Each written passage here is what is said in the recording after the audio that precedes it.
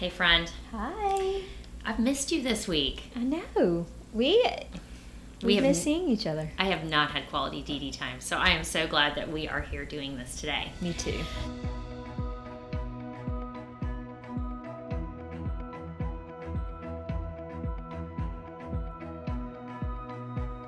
So we're going to start this out the way that we are starting every podcast, and that is with 3 kind of rapid fire questions. So these are questions you don't know about, right? And I'm shooting them at you. Okay, so question number 1. If you could have one skill that you know that you could have and go forward with right now that you don't have, what would it be? So the first thing that came to my mind was the skill to adapt to any skill that I would want to have. That sounds like a lot of skills. Yes. I would like to adapt to all the skills. Yes. Yeah, that's what it would be. I love it. No, that's great. Yeah. Okay, what is your absolute favorite meal? Any favorite question is tough. I love our Thanksgiving meal because of who we share it with. In the summer, my favorite meal in the summer is a grilled cheeseburger. After we've been out on the lake or at the beach and you come in and you have a sunburn, a little bit of sun, and it has to be cooked over a charcoal grill, so it's got that smoky flavor. Yeah, that's my favorite summertime meal. You know what I love? Because what I was just thinking is, give me your favorite food. I said meal though, but you put a community or an emotion with the food as you told me your favorite. So that's really fun because you didn't just like a cheeseburger, you liked one after the boat while you were sunburned, like all the description. That's so awesome. Good. Okay, and so your final question is, if you could go back to college and do something differently, what would you do? Oh my gosh, we just talked about this last week. Because a girl that we went to college with that I haven't seen since college came down. She came down from New York, and it was 2 of us that were talking because we were at Clemson together, and we said if we could go back, we would really enjoy our time together and realize that we weren't that busy. Oh man, we thought we were so busy and we had all this work to do. And looking back on those times, we had a great time. We really did, but just to enjoy those little moments more and not stress so much. That is exactly what I would do. That's fun. I'm glad that you got to spend some time with her. That's awesome. It was fun. Yeah. Great. It was really good. Okay, those are our questions for today. Awesome. So after we talked last week about alignment versus balance, and stress and anxiety came up a little bit, there was a quote I saw today, this morning actually, and it really stuck with me, and I thought this would be a great thing for us to talk about. And the way these podcasts work is Nicole doesn't know what topic I'm about to throw at her. I don't. So the great thing about these podcasts is Nicole does not know what topic I'm about to bring up to her. And so when I say I read it this morning, I saw it this morning, we have not discussed it. But it was a quote. And it said, I want to get it right. It said, your situation does not cause stress. Your thoughts about the situation cause stress. And I thought, wow, that is so awesome. Like, that whole idea is great. And probably 3 years ago, I would have argued that that wasn't true. Maybe a little further back. But I thought this was a great topic with everything that's happening in our world today, because there's so much uncertainty, there's so much stress. Just in a few weeks, we'll be learning about what school's going to look like for next year. And we both have kids in school. We each have one in college, and but we have other kids in school that they don't know if they're going back to school. They don't know what school's going to look like next week or next year. So when I read that quote, I thought, let's talk about that. Yeah, go ahead and say that quote again. I love it. It said, our situations don't cause stress. It's our thoughts about those situations that cause stress. That is really good, because so here's one of the, I'm going to throw another quote your way, and this is one that my husband and I have talked about many times. We've shared with different people over time, and we've actually had feedback from those people saying it has completely changed the way that they're thinking within their household. So, good. The first thing that came to my mind when you said that quote was thinking of a glass of milk that spills in your kitchen. And there's two ways you can look at that glass of milk that spills. So let's say one of my children, my son spilled the milk. And that sets off lots of different emotions within your body. Were you not paying attention to what you were doing? Why wouldn't you put the milk farther away from your plate? Are you not, do you not care that this has now made a mess all over the floor? Like, emotions come with, my son spilt the milk. There's a blame game there, right? And then my son will immediately feel defensive. And I'm not saying that I attack my son like this, but this truly is a blame comes into it. My son spilt the milk. Or you look at it as the milk spilt. We need to fix the situation, clean it up, take care of it. And when Ben and I started looking at situations, not that something's being done to us or we're doing something to someone else, when it comes to just circumstances of life, as just they're happening, something's happening, and then we decide how to put our next step forward.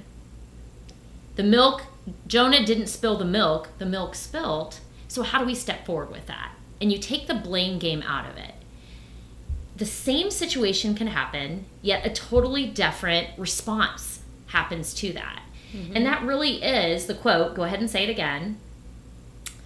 Your situation does not cause stress. It's your thoughts to the situation that cause stress. And it'll be fun to go back and listen to this to see how many different versions. I've said it 3 times, probably 3 different versions. But it's the same thing. It's how we look at things and how we're able to walk forward after looking at them. Mm-hmm.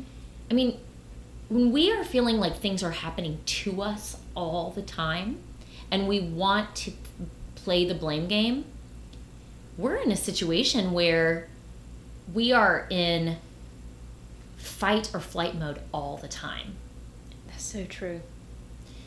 Versus you're having a physical response yes, to that mental thought all the time. Mm-hmm.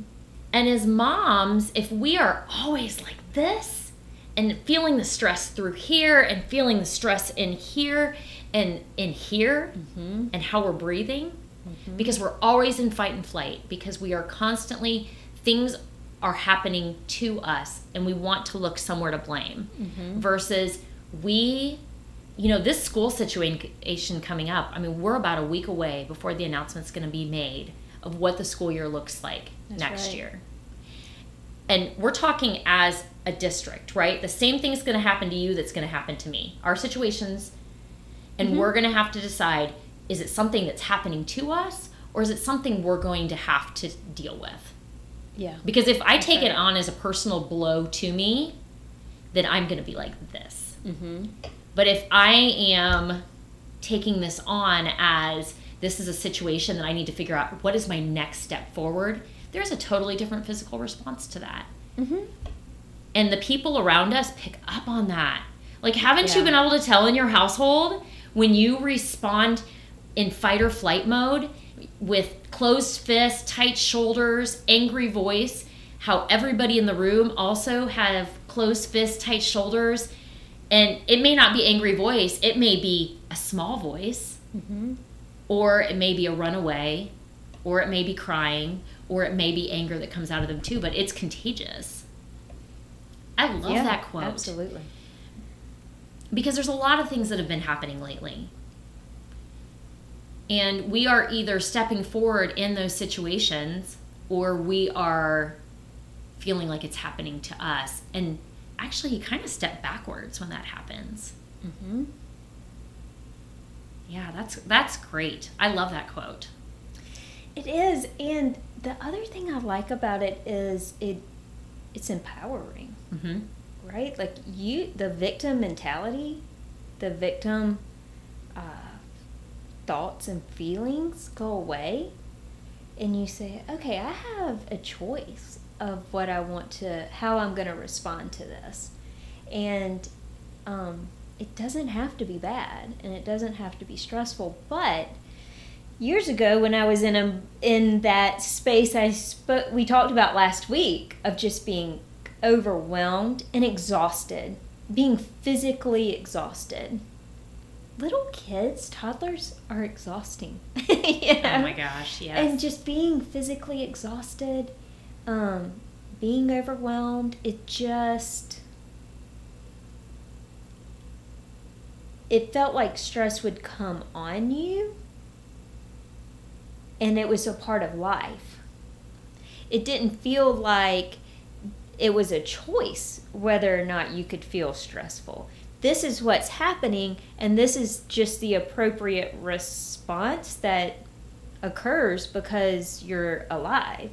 And so, did that make sense, what I'm saying? Like, it was just like a part of living. Yes, you accepted it as this is just how it has to be. Yes. And then realizing, oh no, it doesn't have to be that way. I can make a choice as to how this situation is going to affect me based on how I see it. And if you see something as a problem, or if you see something as an opportunity, it can be the same thing, but your approach to it is completely different. And it changes your whole mindset. Like you talked about, it changes your physical reaction to it. And you can get energized by a challenge. And also, when you get into a point of something takes you to the place of anxiety, fear, or doubt, you are not thinking from the same platform. You are not making decisions from the same platform, and you're actually not seeing the situation from the same platform. No. Being able to look at situations differently so that you're not going to head to anxiety, fear, doubt, anger, hopelessness. If you're not going to go there, then you actually can problem solve at a different level. Like you're able, and that's why that is the difference of certain people that are feeling stuck, down here in their circumstances all the time, and then keep continuing to make the same poor decisions in those circumstances, is because they're actually thinking from that level. They're making decisions from that level, and they're seeing the world from that level. If we can start seeing things different, so not that we are, I'm going to use it again, that the milk spilt, somebody didn't spill the milk, then from the milk spilt, you're able to look at a level of the next step seems that much easier. You just walk over and get a towel. Right. You may have to find something to get in the little cracks on the floor. But you start problem solving from a level of a clear mind, and your decisions are easy. Versus if somebody spilled the milk, it may cause total chaos of, I don't know where a towel is. How are we ever going to take care of this? And it's a total different way of processing the situation because you can think only from the level of where you're at. Right. Absolutely. And like you said, you have defensiveness coming into play. You have the blame game. And that's never going to be beneficial in the long run to solving the problem, which is we need to get the milk up. Right. So I actually told this story. We had a bunch of friends that got together that we were friends from high school. And they were able to come together and we were able to hang out at my house. Oh, like right now I'm even thinking about it and it was so wonderful. I just would love to gather with people again at my house. And we told one of our friends, and he is a military guy. He's pretty, take care of business kind of guy because he has to be. He's in military intelligence. There's not a lot of funny business that happens there. But we told him that perspective. And he was like, no, they still spilled the milk. I mean, that, like, when we told him the situation, no, my kid still spilled the milk. Somebody had to spill it, right? So he spilled the milk. And we were like, yes, but. So we talked through it with him. And he left my house still like, no, he spilled the milk. We have a problem. But once he went home and somebody spilled the milk, he actually messaged me afterwards and made a comment about what a difference the perspective is that he was able to go forward, that he understood because he took on the perspective that the milk was spilt instead of somebody spilling the milk, and what a difference it made in caring for the situation. So I know I keep talking about it over and over again, but it's a representation. The milk is actually a representation of lots of different things that happen to us in our life. And taking on the perspective of, okay, we're here. I don't want to be here anymore. I don't like what's happening right now. So what is that next step? We can only take that with a clear mind. That next step to getting out of that situation in a place where other people are not hurt.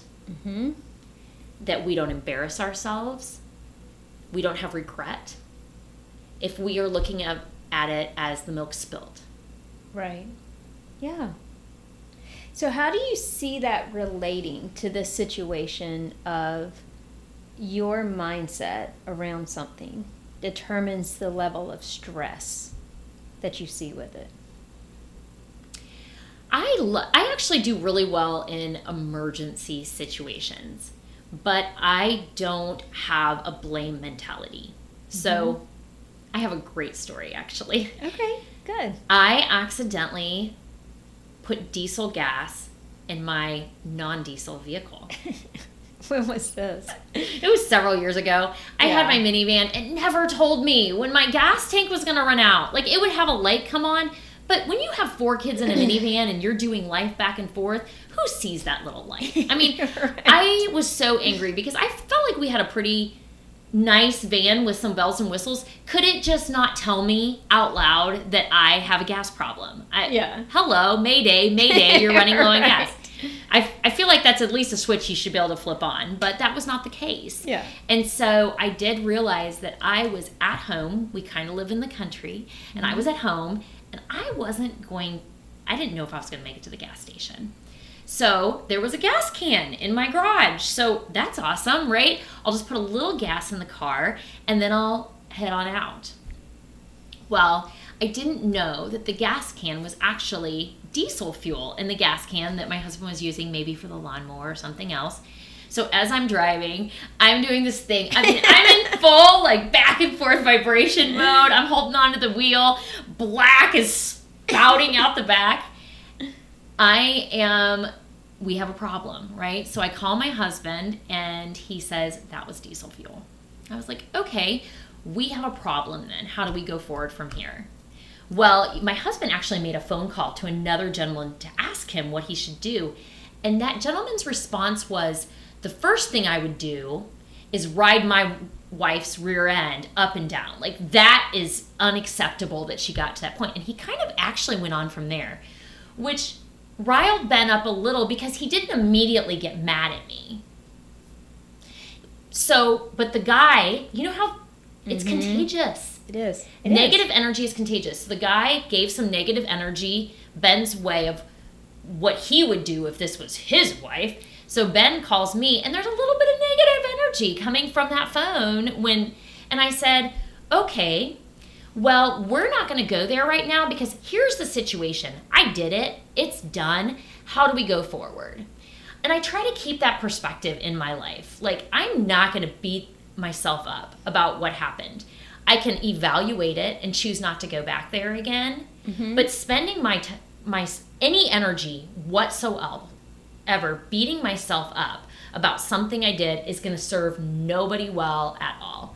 Yeah. So I don't remember what the original question was, but that is one thing that I have stopped doing in my life, is beating myself up. And my husband has recognized it, because I think there's times that he wants me to grovel in this like place, and I'm like, I'm not going to sit here. I don't want to come back. And I acknowledge that's true. Like, that was a bad decision on my part. But I'm not going to sit here and talk about what a bad decision is. I need to figure out how to go forward. That took practice, though. I mean, that is not something that necessarily comes natural, especially if you are in a situation growing up where you did get beat up over things. You know, emotionally, like things were thrown back at you. It's natural to throw things back at yourself. But whenever that happens to me, I have to say, this is not serving me well. Like, spending time here, there's no value whatsoever. Now, I always want to learn when I make mistakes. But I can't sit there and, you know, spend time in beating myself up or rehashing it over and over and over again. You know, how could I have made a different decision back in that scenario? Let's move on and not make that same decision in the next scenario. That's always my perspective on it. Yeah. I like what you said, too, about not beating yourself up over it and not staying there. And I think that's so important with stress and anxiety. And I think that when you stay there, when you see a situation or a problem and you stress about it, your thoughts are just on repeat about all the bad things that could come from it. You know, all the negative scenarios, how this could play out. And it'll consume you. Yes. And then if you acknowledge that, okay, I have a choice to change what I'm thinking, change how I want to perceive the situation, and not stay in that stressed out mindset, because it will cloud, like you said, it'll cloud your judgment. You will say, I don't know what I'm going to do. And that is such a true statement, because you are in such a space, a headspace, where you don't have any idea what to do next. And your shoulders are creeping up, like we talked about. You're getting those headaches. You may feel like you're having a panic attack. You may be having a panic attack. And all of that it doesn't have to be that way. And I think that's such an important message to talk about today. When you start to feel stressed or anxious or afraid, what's your thought process around that situation and what's happening? And that's been something we've talked about. We've both coached with a coach to be mindful of that. And I think we've both really, over the past couple of years, read a lot about mindset and the power of your mind, the power of your thoughts, and how that physically affects your body. It'll paralyze you. Well, it becomes your identity. Like, circumstances that people go through, they claim it as their identity and who they are. And it's just a lie. Yes, that's true. You know, I think another thing that people do with circumstances at times that I've seen with people that I've worked with is they create a story of what could have happened. And they also create that as part of their identity. Yeah. I almost died. I mean, that becomes like part of the identity that we almost, never made a career change. Like there's these almost things. We almost, but you didn't. You didn't. Right. You're here. Right. You made this choice. This is where you're at now. Like, where are we going to go from there? But when people have that almost story playing on repeat in their head and claiming it as their identity, and then it becomes something that holds them back from doing amazing things because of the almost thing that almost happened, then it's damaging. It's damaging. And it also messes with their overall, like, their overall, like, physical reactions to things when it was an event that actually never happened. And even if it did, if you had a traumatic event in your life, claiming that as your identity too, that's unfortunate. Because there's so many times that people have something that happens to them, and then they claim it on that's who they are. And then it prevents them from becoming who they could be. Yeah, and the almost story, you can take that two ways. You can, and I'm thinking of stories in my life where something tragic almost happened. And it truly did almost happen. And you could look at it as, oh, that almost happened, and then live in fear that it will happen. Or you can say, this almost happened, and I am so grateful God protected me. I am so grateful this didn't happen. And stay in gratitude instead of stay in gratitude of where you are instead of fear of what almost happened. Because when a traumatic thing happens, a car accident, a close call with somebody that's known to be a dangerous person, a break-in, an attack, those things will play over in your mind. And a lot of times they will go to this almost. This could have happened. He could have done this. She could have that. All of those what ifs. And but you can say, God, thank you that I'm here. Thank you that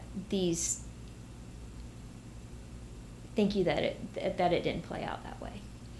And also, it's interesting, when we're going through situations, we often think we're alone in this, as if it's never happened to anybody else.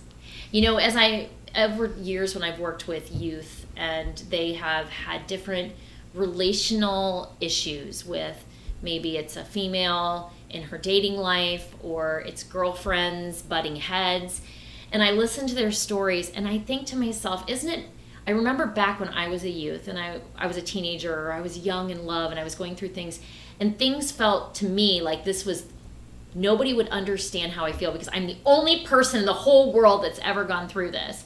And then you become an adult, and you see more stories play out in everybody's lives. You realize that there is no story new to God. Like there's nothing that he doesn't know about and doesn't know how to handle. And we're able as adults to look at things and see that life will go on if we're willing to step that next foot forward. And that beautiful things are ahead if we step that next foot forward. So perspective is so interesting. It's two people could go through the same exact situation, and one can spend the rest of their life in that this almost happened, but this happened to me. And this person who went through the same situation can go on to experience beautiful things in their lives.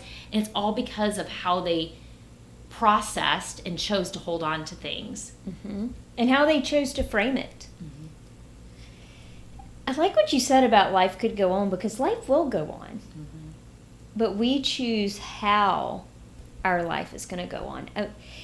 School next year, it could be kind of rotten, it could be kind of stinky.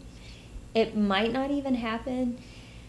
They might be doing homeschool again. Who knows? But we have chosen to take this as an opportunity. And instead of saying, okay, if this happens, I'm going to do this. If this happens, I'm going to do this. Because a lot of times we find comfort in a plan. Like if I know what the plan is, then I can handle it. Right now, we can't make a plan because we have no idea what it's going to be. First of all, that should be an indicator that we're putting our trust in the wrong thing. Because, man, our plans can go out the window quick, right? Look at this entire year. I think actually this is the best indicator of how little control we really have. Yeah. I mean, who would have, even if you went down to things being shut down, I started thinking of, who would have thought that dentist's office would be shut down? Right. We really have been in this situation, and it's actually a really great learning lesson of how little control we have. Mm-hmm. And then we can, instead of beating ourselves up, let's say we didn't handle it well. Let's say when things started shutting down, I was in a ball in the corner rocking because it was so stressful. I don't need to go back there if that was me. Mm-hmm. What I need to forward is what step do I do forward? Right. Because realizing that we aren't in control, Mm-hmm. and that reaction didn't work out well for me. So I need to reevaluate and go forward differently. It can be done in any person's life at any time. I mean, Yeah. I think about this in a lot of different aspects. Like, there's been times, tomorrow's my wedding anniversary. Oh, happy anniversary. Thank you. A day early. Thank you. We'll be married 21 years. Oh, And we have had some amazing, amazing times in our 21 years. And we've had some rotten times in our 21 years. Mm-hmm. We've had years that we just weren't connecting the way we should. They're lost. There's some last time in there. And I want to say we learned from all of it, but I'm sure that there's some that I can't, there's times that we just kind of, it's brushed on, like we need to move on kind of thing. But if I spent time thinking, if I spent time in that dark area of when things were hard, Mm-hmm. then tomorrow's wedding anniversary would probably not seem that exciting. I mean, it would seem pretty cruddy because we've had some cruddy times. Like, if I was stayed there, Mm-hmm. if I beat myself up about how I wasn't plugging into him the way that I should be, how I shut down when I should have opened up, like, we would go forward and it wouldn't be pretty. Yeah. But wow, tomorrow's our 21st anniversary. We get to step That's forward exciting. however we want to. And there may still be some repair that is needed within our marriage going forward. Mm-hmm. So I have the opportunity to do that. Like, it hasn't been perfect and it hasn't been wonderful, but every day I have a new chance to make a difference in my marriage by the way that I show up. It's same with our kiddos. If this time through quarantine's been rotten, tomorrow you get to do it. You get to show up completely different. You get to make a different choice. Right this moment, you right. can show up differently. So, and that's in your job. Like, if you haven't been present, but you want to do something different, you get to choose now to do something different. But those choices aren't so easy if you're going to spend time beating up yourself about the way that it looked in the past. If it wasn't a learning experience, it was this deep-rooted, you suck. Mm-hmm. And you keep telling yourself and you stay there, then tomorrow at work, it's going to look exactly the same. Tomorrow in my marriage, it's going to look exactly the same. When I converse with my kids tonight and tomorrow, it's going to look exactly the same. Yeah. So how we see things and how we deal with things, that is the game changer, not the circumstances that we're put in. Right. Yeah, that's so true. And then when it comes to stress and anxiety, and you think, no, this is justified because this is a scary time. Maybe it is justified, but it might not be serving you well. It's probably not serving you well. So justified or not, it's still not benefiting you. And so you can make a change there. But there's something addictive about stress. Have you noticed this? Yeah. And anxiety? I think addiction is the perfect word to use with stress and anxiety and fear and self-loathing. There's a payoff there for people when they stay there. Mm-hmm. And part of it is a voice that's speaking inside them, telling them they should be there. You and I recognize that voice as the voice of the enemy. Mm-hmm. Like, that's where he likes us. He likes us to feel unloved, unworthy, angry, fearful. Like, that's where the enemy wants us. But there's also a level of feeling like it's being responsible to worry. If if you're not worried about what's about to happen next year, if you're not worried about your job, a lot of people are worried about what their job looks like. A lot of people are worried about keeping their jobs. Rightfully so, because the economy is a little bit mixed up right now with all kinds of things. But what does worry get you? Right. What do you get? Where does it take you? What does it get you? What is the payoff of it? Sometimes people use worry as a feeling of that's their bit of control when they feel like their life is out of control. Mm-hmm. And that's a joke, really. I mean, if you really think about the times that you worried about something, was it really you controlling anything? Right. So in that moment of worry, you can either stay worried of, am I going to lose my job? What's next year going to look like? Or you can say, okay, how can I be productive during this time? What can my family learn during this time? What are the opportunities that are being presented during this time? Because there are always opportunities, always. And I feel like we've seized a number of opportunities during this bizarre time. And it's because we chose not to be afraid of the unknown. And next year, if they don't go to school, we have put some thought around what we're going to do next year instead. And it's kind of exciting to think this could be a really different year, an opportunity to do something that we wouldn't have done otherwise. And I get really excited about some things. My family might not get as excited about them, and then they get, squashed or whatever. But there is opportunity in this time. And if you don't have to be in fear. And that's what I want people to know. Like, these are uncertain times. Mm-hmm. But it doesn't mean you have to be in a state of overwhelm or anxiety or stress. Like, I want somebody to hear that today. You don't have to stay there. That is a stinky place to be.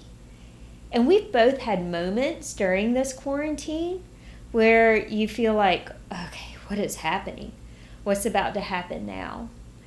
Or not even the quarantine, but this whole time. And we've both had to take account and say, I'm choosing not to worry. And then we change the script. Like, we change that monologue that we're having. We change what we choose to think on. And then the stress will go away. Stress is weak. It is so weak. It feels like it comes on you as a blanket. Fear does. But when you say, I refuse to fear, it will go away quickly, quicker than you think it will. And to know that you don't have to live there is just so refreshing. And I think sometimes you might have to reach out to somebody and say, hey, can we talk? This is what's going on in my head. Can you help me reframe this? That's why it's important to have people in your community that you can open up with and be honest and share. And one of the things I've noticed during this time is I'll say, hey, how are you guys doing? Oh, we're good. How are you? And I'll say, we're good. We're doing well. I feel like everybody's had their own moment of wondering what's happening or having a moment of mourning what we've lost. And almost every time people will open up and say, we have too. But you feel like you can't talk about it. You're just supposed to be okay. And I think that's one of the dangers the enemy likes to use, that you feel like you can't share. You can't talk about it. But when you get that community where you can open up, even if it's just one person, and if you don't have a person that you can talk to, you always have God that you can turn to and have those conversations with. But to be super honest about where you are with the intention of changing that mindset. And that's why you reach out to somebody. Don't reach out to somebody who's going to have a pity party with you. Oh, that is so huge. I mean, that really is huge. If you have a group of people that have pity parties with you,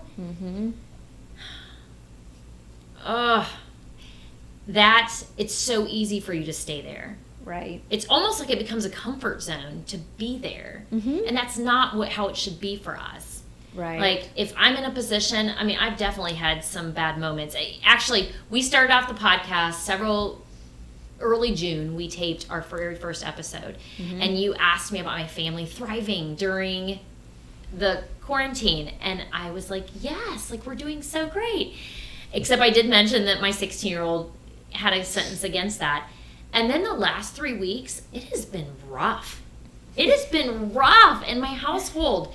You know, I think everybody kind of feels as if they're the only one. You know how you feel like that it's just me when knowing, it really is the whole globe. But but when you're in it, you feel like you're just me. And so we've had a lot of the last 3 weeks. And I almost thought to myself, oh my gosh, can we even put that podcast out? I feel like a fake saying that. But on the other hand, yes, because that's real life. And that's where you were 3 weeks ago. And it was. You guys were thriving. And the good thing about where I'm at now is that I can have my relapses and get into it in a place of like, bleh, like, this is hard, and my energy is down. Because it really does. When I'm down, my whole energy is down. We can tell, just having a conversation, you'd be able to pick up from how I speak, where I'm at. But I'm able to recognize it and then decide I'm not going to stay there anymore. Even if the situation is not changing. Because I can't change every one of my situations, especially in this current atmosphere. Right. But I can completely change the way I respond to it. So it happening to us and getting there, we're human. Like, that happens. We just don't want to stay there. Right. And being able to recognize you, being able to know yourself and know, okay, this is not okay to be here. Like, I don't want to. And saying, I'm done. I'm done with it. Can make a world of difference. Absolutely. I love it. Because it can. And when it changes you, when you decide to change that habit or that conditioning to worry and to be afraid, it not only affects you, it affects the others around you as well. And so when you realize, man, I have the power to not be afraid of this, to not be anxious, but see this as an opportunity to learn, to grow, to adapt, it brings a different energy, and it brings a different energy to the people you influence within your house and even outside of your house. And that's exciting because that's what we want to do. We want to influence people for the better. We want to bring value. We want to help shine people a light in that time. Be a light. Absolutely. Awesome. Absolutely. I hope you have enjoyed this episode. I hope you are inspired and empowered to let go of the anxiety, the fears, the doubts that have been holding you back and holding you hostage emotionally. And to listen to our other podcast episodes or follow us on social media, go to www.liveyourdesign.life.